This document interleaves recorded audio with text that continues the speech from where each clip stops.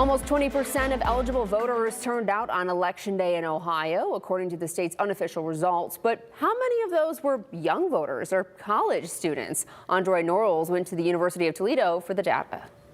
Kaylee, the state does not release the age of voters, so we want to ask around ourselves here at UT if teens and students in their early 20s are turning out to the polls. Here's what we heard. I didn't vote this past primary.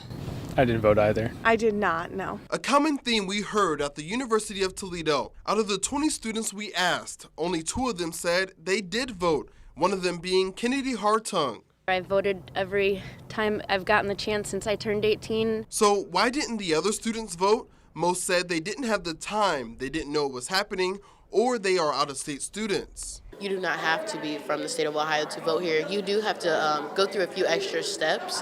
However, you do not have to be from the state of Ohio to vote in the state of Ohio. This is one of the messages Vice President of the NAACP chapter of UToledo, Brooklyn Gregory, has. In hopes to get a better turnout in November, the NAACP and the Delta Sigma Theta sorority held the blind ballot, showing students presidential candidates' issues without revealing the candidate until the end.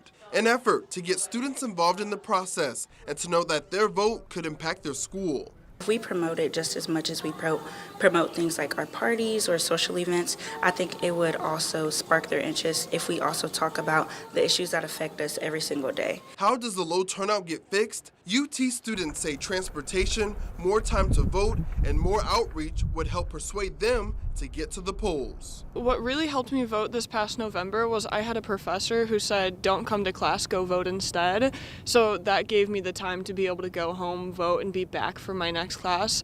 For those who would like to vote in a future election but are out of state, you can request an absentee ballot to be mailed to you. For more information on how to do that, you can find that on our website.